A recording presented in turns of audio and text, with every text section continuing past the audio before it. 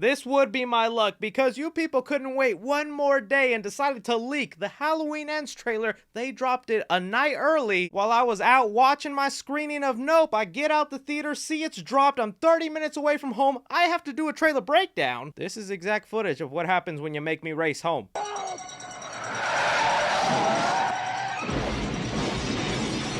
Honey, turn on my camera, get my Michael Myers masks, and call my lawyer Saul. We're gonna need him. Michael Myers fans, let's rejoice here because we just got our first official trailer for Halloween Ends, this marking the finale, the ending of the saga, at least for the Blumhouse trilogy. Everybody knows you can't keep Michael Myers down. He'll come back eventually, but we don't know if it'll be in 3 years, 10 years, 20 years. So for now, we gotta assume this is the last Halloween movie we got, and I gotta say, this trailer was pretty badass. And even though it was only a little over a minute long, we got a lot to digest in here. There were some great Easter eggs sprinkled in, even stuff that you might not have caught the first time around to let you know they trying to trick you. And it looks like Ben Tramer might not be the only one in a Michael Myers mask getting killed accidentally. But I'm gonna need you Halloween fans to give me your opinions down below. What did you think of this trailer? Are you excited for Halloween Ends? How did you feel about the previous two movies? What are your predictions for the ending or any Easter eggs you caught that I might have missed? Alright, so before we even dive into the Halloween Ends trailer, we have to go into the description of the YouTube video where the trailer was released because it gives us a chunky, heavy plot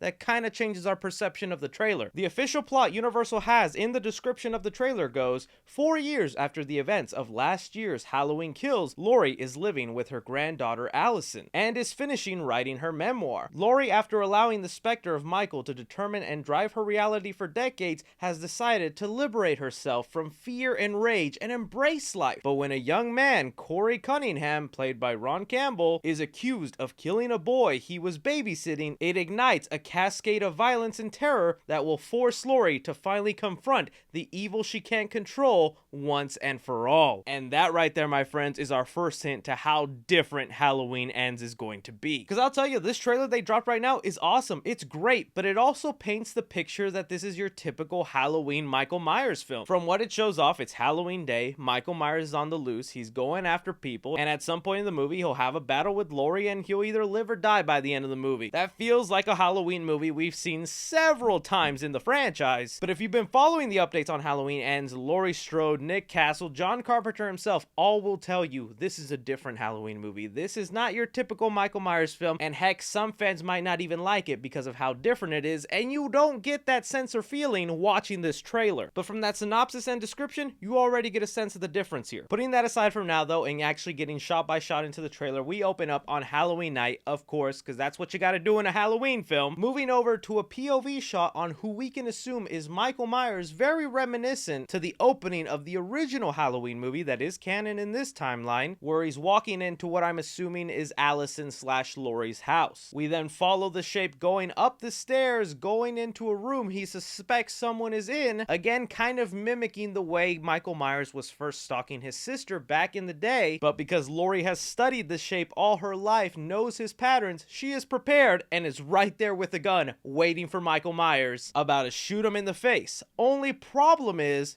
this isn't Michael Myers. Now, I know a lot of you are going to hit me with, Chris, all right, already starting with the crazy fan theories, the wild stuff going on here. No, my friends, we got proof. We got evidence. I'm going to show it to you. The key evidence we get here that even though this person dressed exactly like Michael Myers, down to the mask and everything, is not Michael Myers, I pretty much know for a fact because the way he is opening the door here, if you look at his hand, he has all his fingers when this is Michael Myers' left hand that is supposed to be missing at least 2 digits. That's what happened in Halloween 2018. It's carried over to Halloween Kills, and we even get to see his bloodied hand missing those fingers later on in this trailer. So either two options here. They made a mistake and this is like a reverse shot and this is actually Michael's right hand and they flipped it for some reason. Or the most likely option, and what's actually going on here, we're getting a Ben Tramer situation where someone is dressed as Michael Myers on Halloween Day, and the consequences of that is you gonna die, man. Because come on, if Laurie has the real Michael Myers front and center right here with a gun straight to his face, she's not going to miss that shot, and whoever is behind this mask,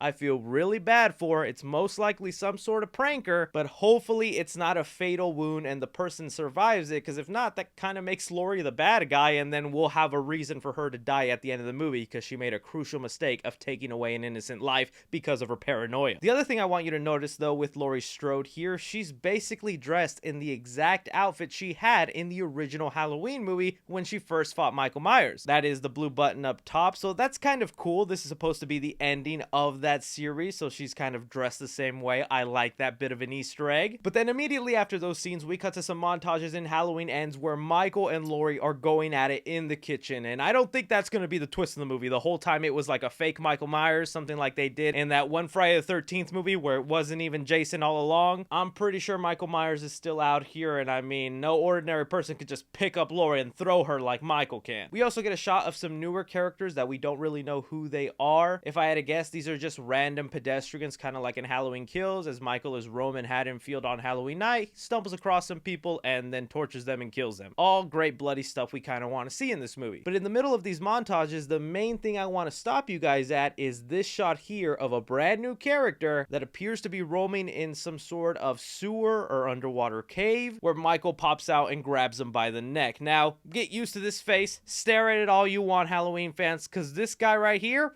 he's Corey, the same Corey that we got from that plot synopsis that apparently now is being accused of killing a kid he was babysitting. It's been rumored that they focus so hard on this Corey character, he is essentially the main character for Halloween Ends. They say that this character's storyline overshadows Laurie Strode, Allison, basically everyone we've been following in the Blumhouse trilogy, and this guy is essentially our protagonist. That's where I think some of the uniqueness of Halloween Ends comes in, because it's like, this is the last film, why wouldn't you focus on Laurie and Michael as their final battle instead of this brand new person? But also, elephant in the room that I'm sure you guys have been thinking of since I read that plot synopsis, him killing the kid he was babysitting. Is this somehow Blumhouse's way of introducing a new Michael Myers-like kid out there? Because babysitting was kind of always a thing in the Michael Myers film. At least at one point, that's what the movies were going to be called, the Babysitter Murders. And Laurie Strode herself was a babysitter. The plot synopsis doesn't really tell us whether he actually did kill the kid or it was maybe Michael or somebody else. But you can't deny there are some strange parallels there, and I wonder if they're setting this person up to possibly be